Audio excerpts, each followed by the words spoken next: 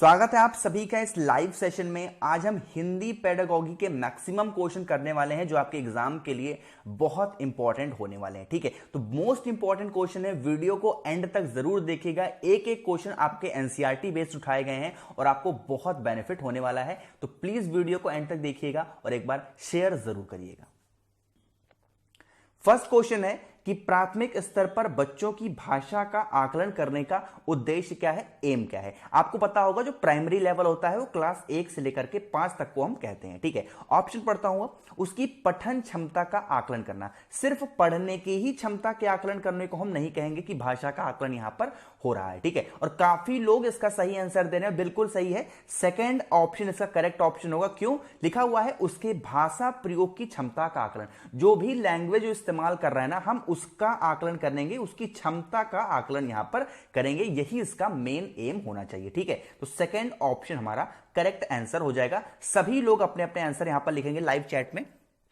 Second question हमारा, इनमें से कौन सा भाषा आकलन में सबसे कम प्रभावी तरीका है। ठीक है, यहां पर कम की तरफ आप ज्यादा ध्यान दीजिएगा, यहां पर कम पूछ रहा है। ठीक है, ऑप्शन है कहानी कहना। बच्चा अगर कहानी कह रहा है इसका मतलब वो काफी अच्छा है भाषा को सीखने में, तो पहला हमारा सही होगा। सेकंड है कहानी लिखना, बिल्कुल सही बात है, अगर कहानी वो लिख ले रहा है तो ये भी अच्छी बात है। सी ऑप्शन है घटना वर्णन करना। कोई भी घटना उसने देखी, मान लो कहीं पर एक्सीडेंट हो गया, आंधी आई, तूफान आया, कुछ भी हो गया, वो अपने ही लैंग्वेज में उस घटना को वर्णन कर रहा है, कह रहा है, बिल्कुल सही है। ये भाषा आकलन में सबसे अच्छा तरीका है ये। लेकिन जो फोर्थ ऑप्शन आपको दिख रहा होगा, श्रुत लेख, यानी कि कोई भी टीचर है, कोई भी आदमी है, कुछ बोल रहा है और वो एज इट इज उसी चीज को अपनी कॉपी में लिख रहा है, तो ये सबसे कम प्रभावी तरीका है भाषा को आकलन करने में। तो फोर्थ ऑप्शन हमारा करेक्ट ऑप्शन हो जाएगा। देखिए, जो भी नए लोग जुड़ गए, लाइक बटन पे प्रेस जरूर करिएगा। लाइक करने से एक मोटिवेशन अंदर जरूर आता है और आपको और अच्छे तरीके से पढ़ाने का मन करता है। ठीक है, थर्ड क्वेश्चन है, आकलन की प्रक्रिया में केवल बच्चे की क्षमताओं का आकलन नहीं होता, बल्कि शिक्षण की शिक्षण प्रक्रिया का भी आकलन होता है। यह विचार कैसा है। ठीक है, आकलन मतलब क्या हुआ कि बच्चों को मूल्यांकन किया जा रहा है, उसका जो है ये देखा जा रहा है बच्चा कहां पर है। ठीक है, तो ये शिक्षण, जैसे कि मान लो मैं आपको पढ़ा रहा हूं, ठीक है, तो आप मेरा भी तो आकलन कर रहे हो कि मैं जो पढ़ा रहा हूं सही पढ़ा रहा हूं, नहीं पढ़ा रहा हूं, मेरा तरीका सही है कि नहीं है।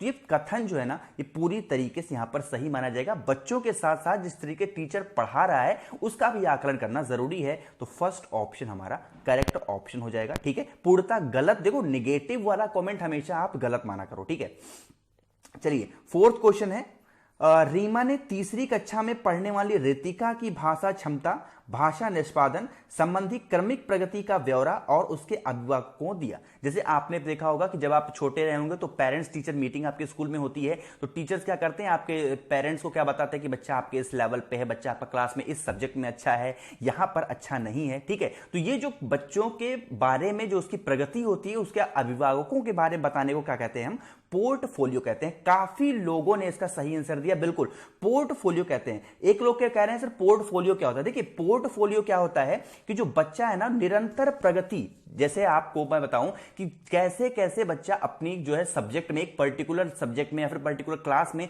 किस तरीके से उसका रिस्पॉन्स है ना, उसी को हम पोर्टफोलियो कहते हैं। अगर मैं गवर्नमेंट सेक्टर की बात करता हूं कि सरकार की प्रगति कैसी है, सरकार विकास कर रही है देश में कि नहीं कर रही है, इसको भी हम क्या कहते हैं, गवर्नमेंट का पोर्टफोलियो। लेकिन यहां भाषा शिक्षण की बात की जा रही है, तो यहां पर भाषा शिक्षण का पोर्टफोलियो करेक्ट ऑप्शन हो जाएगा। ठीक है, आगे बढ़ते हैं। देखिए, सब्सक्राइब भी करते हुए चलिएगा जो भी नए लोग वीडियो को पहली बार देख रहे हैं। फिफ्थ क्वेश्चन है कि पहली कक्षा में डैश भी लिखना के अंतर्गत आता है। आपको पता होगा प्राइमरी लेवल होता है 1 से लेकर के 5 तक। ठीक है, अब यहां पर पढ़ता हूं ऑप्शन, वाक्य लिखना, तो भाई लिखने वाला तो ये तो आएगा ही आएगा, तो ये तो बहुत रेयर है। शब्द लिखना, तो ये भी लिखते ही हैं। चित्र बनाना, अरे सॉरी सी ऑप्शन है अक्षर बनाना, तो ये भी लिखने के अंतर्गत ही आता है। लेकिन जो चित्र बनाने वाला कॉन्सेप्ट है ना, ये भी लिखने के ही अंतर्गत आता है, अगर मैं बात करता हूं कक्षा 1 में। ठीक है, क्लास 1 से लेकर के 5 तक की अगर आप एनसीईआरटी की बुक उठा के देखोगे तो उसमें लेटर्स आपको कम दिखाई देंगे और उसमें डायग्राम आपको ज्यादा दिखाई देगा, क्योंकि बच्चों को चित्र के माध्यम से एक पर्यावरण के थ्रू जोड़ने की जो क्षमता होती है वो बताई जाती है। ठीक है, तो फोर्थ ऑप्शन हमारा यहां पर करेक्ट ऑप्शन होगा। बढ़ते हैं हम क्वेश्चन नंबर 6 पे।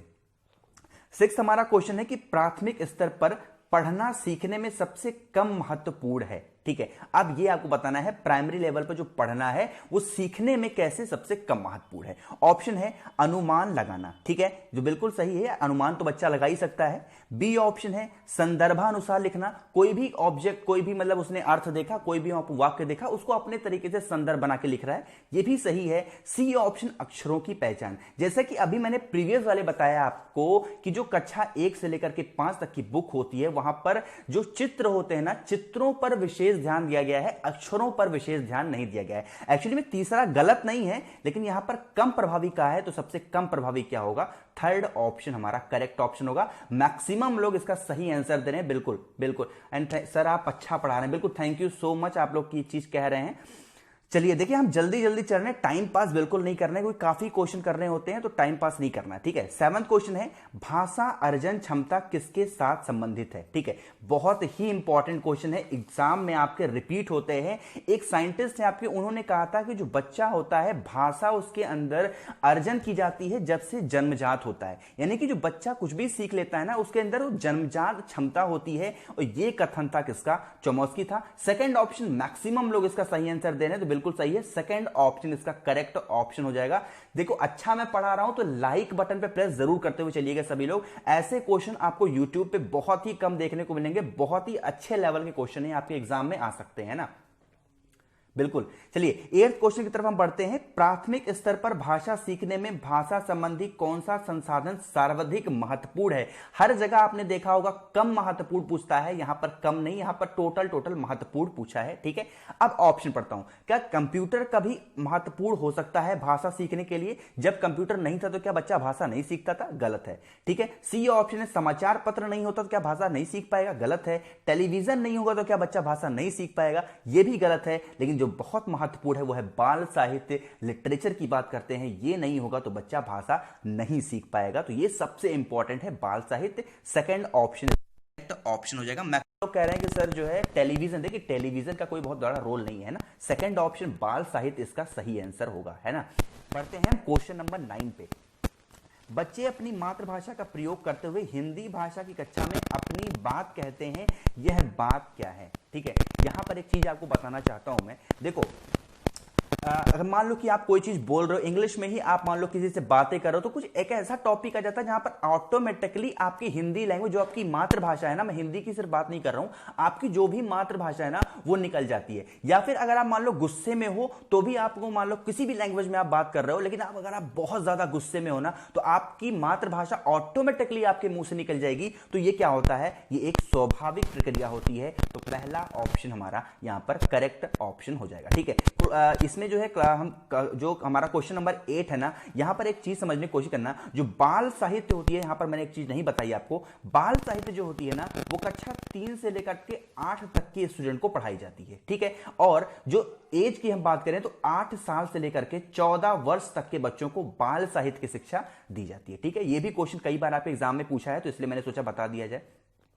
चलिए 10th क्वेश्चन है कि बहुभाषिकीय हमारी पहचान भी है और हमारी डैश व डैश का अभिन्न अंग है। बहुभाषिकीय मतलब मल्टी लैंग्वेज की बात की जा रही है, ये क्या है? तो मल्टी लैंग्वेज हमारी क्या है? एक सभ्यता भी तो हो सकती है, ठीक है, सभ्यता है, और अगर सभ्यता आ रही है तो यार उसके साथ संस्कृति तो जरूर जुड़ी होगी। मुझे लगता है जो फर्स्ट ऑप्शन है वो इसका करेक्ट ऑप्शन हो जाएगा। देखिए रविंद्रनाथ टैगोर, अगर गलत नहीं हूं तो रविंद्रनाथ टैगोर का शायद एक कथन भी है, और उस कविता में भी सभ्यता और संस्कृति ही है, तो पहला ऑप्शन ही हमारा यहां पर करेक्ट ऑप्शन हो जाएगा। संस्कृति और साहित्य भी कुछ लोग कह रहे हैं जी नहीं, संस्कृति और साहित्य इसका नहीं होगा, सभ्यता और संस्कृति इसका करेक्ट ऑप्शन होगा, तो पहला इसका करेक्ट ऑप्शन हो जाएगा। तो सब्सक्राइब बटन पे जरूर प्रेस करते हुए चलिएगा, काफी नए लोग वीडियो को देख रहे हैं, सब्सक्राइब करिएगा। वीडियो पसंद आ रही है तो लाइक बटन पे जरूर प्रेस करिएगा, एक मोटिवेशन मिलता है और अच्छा पढ़ाने का मन करता है ना।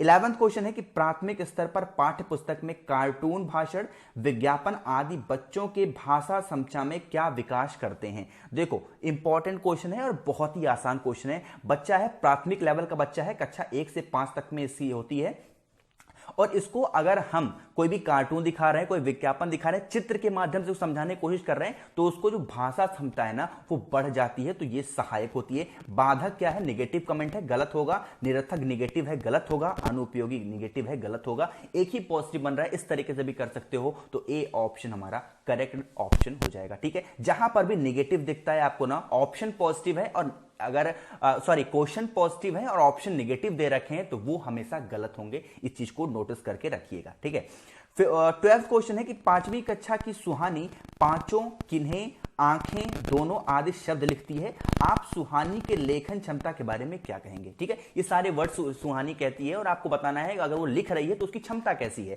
ऑप्शन है, वह अनुनासिक चिन्हों का प्रयोग बिल्कुल नहीं जानती, नेगेटिव कमेंट काट दो बिल्कुल, क्योंकि क्वेश्चन हमारा पॉजिटिव में है। लापरवाह है, निगेटिव कमेंट काट दो बिल्कुल।